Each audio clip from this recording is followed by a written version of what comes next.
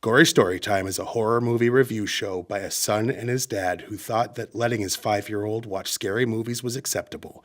If you are offended by horror or talk about blood and gore by a child, or if you don't want horror movies from the 60s through today spoiled, then there is a remote stuck in your couch cushion next to potato chip crumbs. Use it.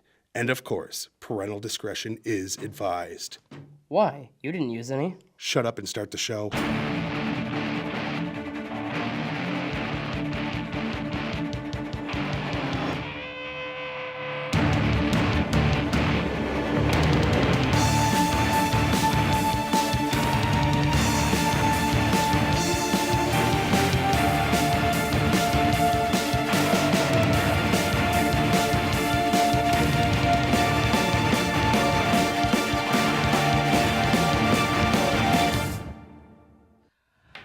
Welcome to Gory Story Time. I'm your host, Jason. I'm his co-host and his father, Craig. And today we're watching the classic father-son love story. Father-son? Father-mother. Wow, that was... Mother-son. Mother-son? Is it a mother and his... Yeah, mother-son love story. No, I'm just waiting to see if you can stop tripping over your tongue, because that was a little much. And that's... Wow. Why don't you give away a main plot point? No. Sleepwalkers. We have said many times that we will do the Stephen King ones here and there. Because there's a lot of them. There's so many movies, and we've even done like the It miniseries, you know. And I can't wait till we can do It, the theatrical version coming in September. I'm so psyched for that. Preemptively excited for that movie. The trailers look awesome, but that's not what we're here to talk about. We've done a few Stephen King movies before. We've done Children of the Corn. We've done Pet Sematary. We've done a few others. The Shining. The Shining, of course. Because you kind of have to touch on Stephen King if you do a horror movie review show. Silver Bullet. Yep. So we're trying to not do one every week, which we probably could and have it last over a year, you know what I mean? So instead of that, we're putting Spacing them here them out. and there. But I figured it was about time we did another Stephen King flick. Yeah, because it's been a couple months. It's been quite a few episodes. So, before we keep going and rambling about Stephen King, because there's going to be a lot about that, I guess, roll that trailer.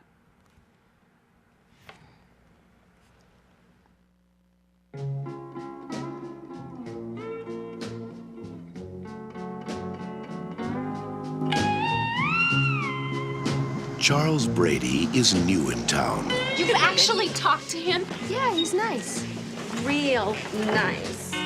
The girls all like him. The teachers all respect him. Your teachers in Ohio must have been sorry to lose such a creative young man.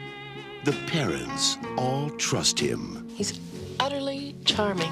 But nobody really knows him. Like his mother. You cannot be in love with this girl, Charles. You don't know me, Tanya. But I want to. Behind their smile is a secret. Hi. Come in, Tanya. I have something for you. I don't know who you are, but I know you're not who you say you are. Behind the secret is a hunger. Does it have to be her? And behind it all is the imagination of Stephen King. Somebody help me, please! He killed one of my men. He was scared of a cat.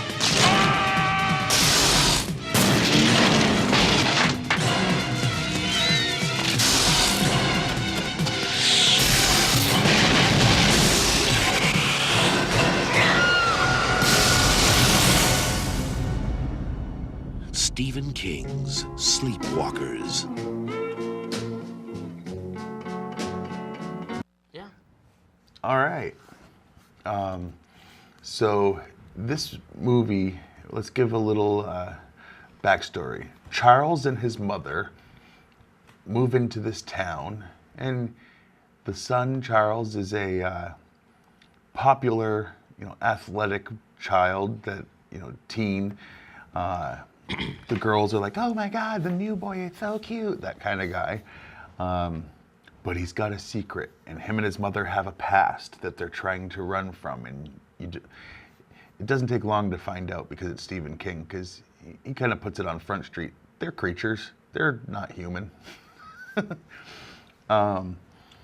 And this is what happens when, they get to the town and start doing what their type of creatures do. And it does say that this is where vampires were inspired by, somewhere in the film's opening credits. And it's much more like a werewolf situation, but it's more of a were-cat, but cats hate them. We'll get into how some of the stuff makes very little sense, because one of my favorite podcasts called How Did This Get Made? About movies that how dare they make this crap, basically. And this was one of the movies that they touched on. Not the only Stephen King one they did. They also did Maximum Overdrive. I thought it was okay, but... But they do have valid points where they go, that makes no sense. But anyway, before we get any farther and start getting into the behind the scenes... We have to throw a shout out to our real sponsors.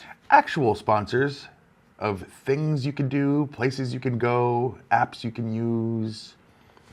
Books you can buy. Anything. Like, these are actual things that exist and weren't made up today waiting to start the show. Not at all. I don't know why it keeps doing this. That has nothing to do with this.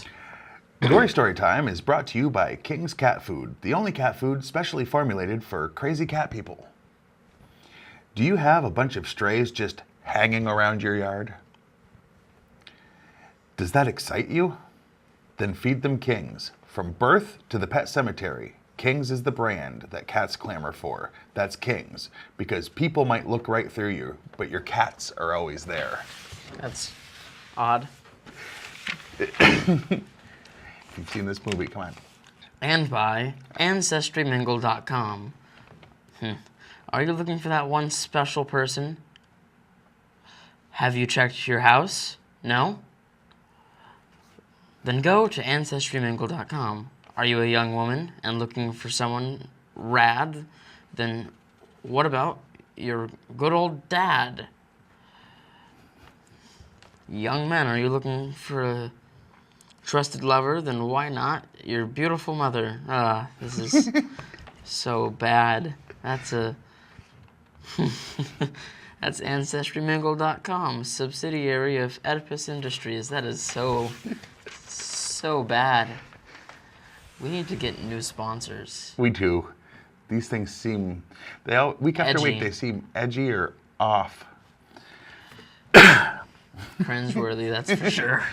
So anything you want to say about the main story before we get into the behind-the-scenes information? Because after that, I do have a quick story to tell, you know. I do know. I was there. Yes. Do watch this movie. Don't well, go in... We do that at the end. Yeah, well, I say that all the time anyways. Do watch this movie. Okay. And then on with the show. All right. Here's some interesting facts about this movie. The actors who played Tanya's parents, Cindy Pickett and Lyman Ward, were also the parents in Ferris Bueller's Day Off. In real life, they were married to each other, but they married in 1992, a year after this. The shame drove them apart.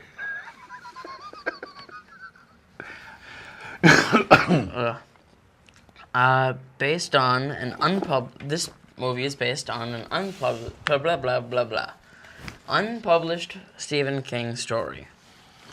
It was billed as the first movie based on a Stephen King story that wasn't written ahead, which is funny because Creepshow had a lot of short stories that were unpublished at the time, I believe, too. But I think it was the first one story. Movie. Yeah, exactly. The house of the Sleepwalkers is the same one used on the television series The Waltons. The Robertsons neighborhood is the same neighborhood as the one in the comedy film The Burbs with Tom Hanks. The Burbs is a very funny, but it's got like a creepy vibe to it too. I don't know if you've ever seen it, but Nope. Tom Hanks moves into a neighborhood and he starts suspecting his neighboring neighboring family of something bad and starts investigating. Fan theory. I know what it is. He starts investigating. I haven't seen it, so tell me if I'm wrong. You're wrong. But he then checks out next door, and it's actually The Charlie Werecat. and his mom. No, Okay. because that was from earlier. In the graveyard scene, one of the tombstones reads Jenny Hicks. Jenny Hicks was the assistant to the director of this movie, so they put her on a gravestone to honor her? Yeah, in honor of that living person, let's say she's dead. Exactly. Both Brian Krause, who played Charles, and Madchen Amik, or Amik, I don't know, ask her, went on to star on television series about witches and witchcraft. Brian starred on Charmed, and Madchen starred on Witches of the East End. And Witches of East End, I don't know if it was the creator or if he was just a director, but the director of this movie was involved in that series too. He was also involved, I believe, in Salem. There was a TV series about the Salem Witch trials? that era. Was on a superstation out of the middle of the country. Like most people know TBS as a superstation, but there was one I think from Chicago area, and they did Salem, and it was like an edgy thing. But anyway, both Alison Krieg and Ron Perlman later played villains in Star Trek movies. Krieg played the Borg Queen in First Contact in 1996, but Ron Perlman played the Riemann Viceroy in Star Trek Nemesis from 2002. And obviously Ron Perlman, he was Hellboy. He was in a TV show called Beauty and the Beast back in like the 80s. Let me I think guess. it started. He was Beast. Yes. He plays a lot of characters where he has to cover up his face. More recently, people know him from Sons of Anarchy as a biker. Yeah. I mean, because he's a big, imposing dude, so it kind of fits. Whenever you say, we need a big, scary-looking guy, they say, hey, is that Ron Perlman guy still doing stuff? Yeah? It's kind of like if they say the same thing about a tough Hispanic-looking dude with They're like, tattoos. Danny Trejo? Exactly. You knew exactly what I was going to say. Like, there's certain people, or if they say we need a big African-American that looks like he's going to knock someone out, and they get Tiny Lister, the guy who was in Friday. Yeah. But enough about other things that aren't this movie we were talking about. Right. This was director Mick Garris's first Stephen King adaptation. He later went on to direct 6 more as of 2017, both feature-length films and television miniseries, including The Stand, The Shining miniseries, Riding the Bullet in Desperation, and more. And he did Quicksilver Highway, which was like 2 separate stories, one by Stephen King and one by Clive Barker, and they made a TV movie, I think, for Fox that had them both. And I remember not enjoying it at all, but yeah.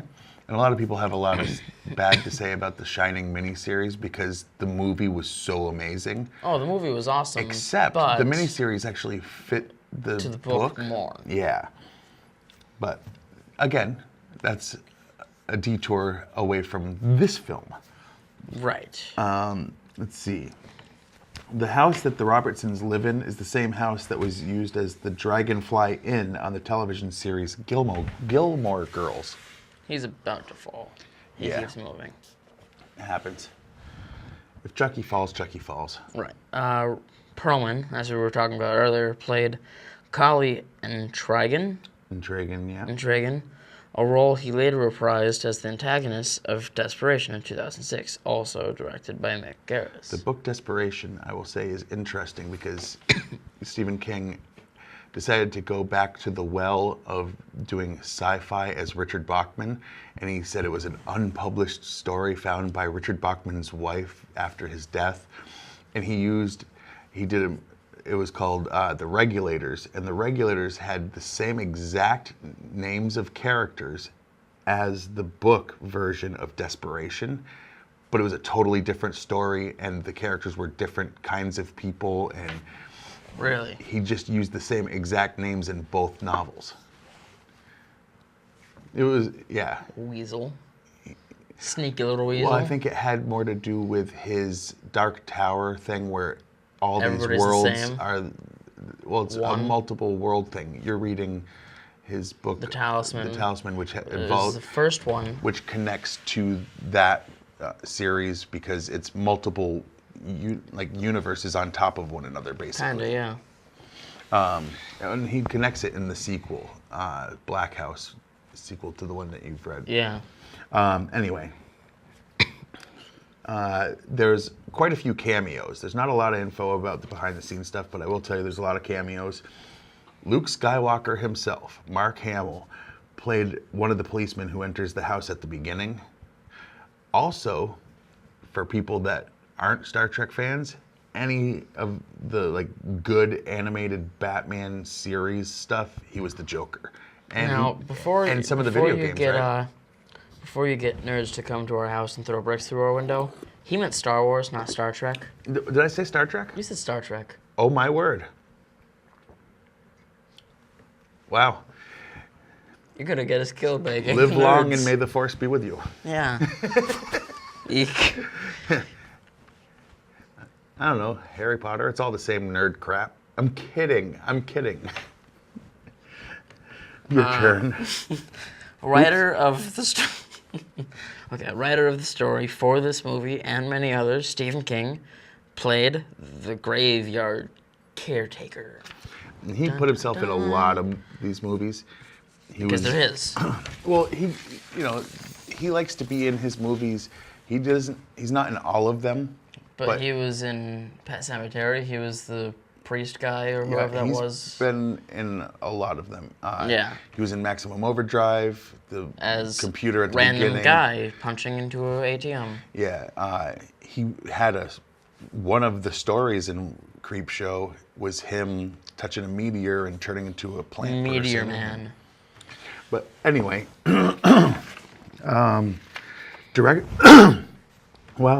Director of The American Werewolf in Paris and many more, John Landis played the lab technician. And when I say many more, I mean John Landis made so many movies.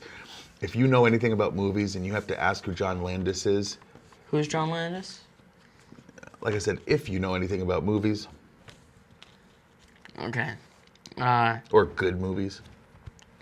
Director of Gremlins 1 and 2 and many more movies, Joe Dante played the lab assistant.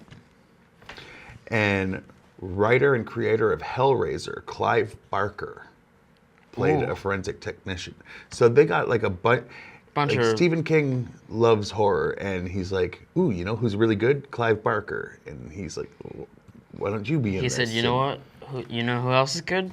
The director of Texas Chainsaw Massacre, Poltergeist, and many more, Tobe Hooper, who was a forensic technician.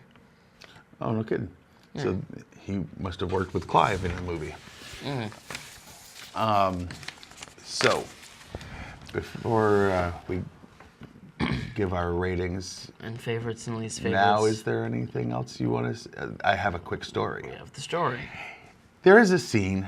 Well, hold on. Is that going to ruin one of your favorite or least favorite scenes? Well, no. Okay. Not really. Okay. Near the beginning, you find out that these creatures, the way they survive is by sucking the souls out of somebody. But apparently the mom couldn't do it herself, so the son went out and, sucked someone's soul in. Because he's the jock, he can get the girls. Instead of exhaling the soul into the mom, he picked up the mom and took her towards the bedroom. I forgot about that scene the first time he watched it, and under my breath, I said an expletive that includes the word mother. And then there was a second half. To which this guy who, how old would you say you were? Probably 11? 11. Under his breath, or no, I said that under my breath, and then he said, Literally.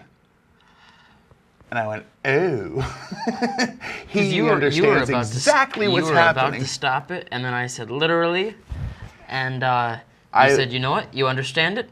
We'll keep going. Yep. I was like, well, it's too late now. He knows exactly what's about to happen. Yep. That slow dance was leading to romance. I'm a poet and didn't know it. Except I write rap music, so I guess I knew it. A little bit, just a little bit. You know. Anyway. So yeah, I thought that was an interesting thing. Just, under my breath, I'm like, mother. And he goes, literally. Yeah. That sarcastic. Doesn't ruin one of mine. Well, but what that is your leads into my Let's do favorite scenes first. favorite scene. Okay. My favorite part of this movie is, I guess, the idea of these creatures. Not necessarily a part in particular, but I like the idea of these creatures. Because I think it's cool that, like, unlike vampires, which they try to say these are The inspiration early for those, even though not Stephen really. King basically combined werewolves, vampires, and cats and came up with this. And then he's like, no, they got their ideas from me. Right. Sure. But I just like the idea of the creatures that can just take your soul. I like that. As a church fan, I don't know if I like that idea. Well, not my soul. Anyway. All right, my favorite part, it's right at the beginning. Like, you see the house that they had escaped from in the last town they were at, and you just see cats hanging from the trees because cats are their natural enemies, which is a main part of this movie. They have to avoid cats. So they set up traps in their yard, but they basically had hundreds of cats in their yard just hanging from trees. And it was pretty awesome. Creepy, and it set the tone for like, oh, what in the world is going on here? Right. What was your least favorite? Least favorite, and the story kind of leads into it, not really ruins it, is the fact that it had to be mother and son. Because after you figure that out, I was kind of thinking, that shouldn't be a mom but and Stephen son. King wanted you to really feel creeped out by these characters on every level. And doesn't that help? Like, it does help, but it doesn't help because then that's going to be a couple points off And on in my the scale. wild, cats or dogs or a lot of animals do end up mating with their brothers, sisters, parents, because That's so gross. cats do that. Oh, if you don't, by the time they hit the ability to make babies, if you don't separate cats or get them spayed and neutered, they'll just procreate with each other. Ugh. Oh, yeah. And that doesn't mess up their kids? I don't know. I know when you breed dogs for certain breeds, there's a lot of bad things that happen to purebred dogs for that reason. I don't know as far as cats go, but I would assume there's probably some issues. But I mean, that was inspired by actual thing animal that things. happens. Yeah. That's gross. My least favorite thing is the flamboyant gentleman that was in Beetlejuice. Yeah, he was in in this Beetlejuice. movie. And he hears the kid basically telling the story of the Sleepwalkers. And he's a teacher. And he's like, this guy is telling an interesting story I've never heard before about creatures I've never heard of. I'm suspicious. I'm going to follow him and molest him. That was actually his reason for, out of nowhere, he decided, Why this not story molest is so this weird. child? Well, this story is so weird that I must follow him to learn more. Because, the idea of werecat things that had to run from town to town is something you want to go and see. Well, no. Obviously, if you heard someone say that, you would assume it was true and you would want to investigate. Right. Or you would think, oh, high school kid with an imagination. No one thought, Stephen King, wait a minute, are you a cat person who sleeps with your mother? Nobody did that. Chucky keeps shaking. Yeah. Anyway, then he gets murdered to death, which is pretty sweet. Yeah, and totally deserved. So even though it's my least favorite scene, it does end with like a pretty good, molester teacher getting killed. murdered. So, the whole being murdered was sweet. But leading But up to his that, reason for following him was like, it made no sense. I guess that's that. What would you rate it on a scale of 1 to 10? a 7. 7? Yeah. I'm gonna I'm gonna say a 7 also, which we don't always match up, but because I love this movie, but there are just some parts where it's like, ugh. Like, I like the idea of creature movies. I love creature movies. So that's why it's so high for me. Mm-hmm. But then there's a couple all of points that, deducted. Yeah. Mother love. Ugh. Yeah. Anyway, so please watch Gory Story Time on Channel 8, Fact TV in Bellows Falls. What is it? Tuesday nights at 9 and Saturdays at 11. Yeah. And then there's... Or if you're watching this and it's not one of those times, it's now. We also have... You could watch us on factdate.com. Yep. Like Fact TV on Facebook. Or you can check us out on Facebook because we have Gory Story Time on Facebook. So either search Fact TV or Gory Story Time or both on Facebook. And I post links to the show. They post links to all their shows. And I haven't made any new ones in a while, but there was some memes and there's some posters that you saw at the beginning of the show in the credits that and every time involve we get us. the chance, we have the show shared. Yeah, I said that already. Yeah. Oh, okay. We also have an email address, which is gorystorytime@yahoo.com. Send us, ideas for movies that aren't by Stephen King, so that we don't have to others. No, I mean there's plenty. There are plenty, but there's also a lot of use. Yeah, and if you have any questions or comments, that's the email address. Again, that's gorystorytime@yahoo.com. And until next time, I'm your host Jason. I'm his co-host and his father Craig. Sweet dreams.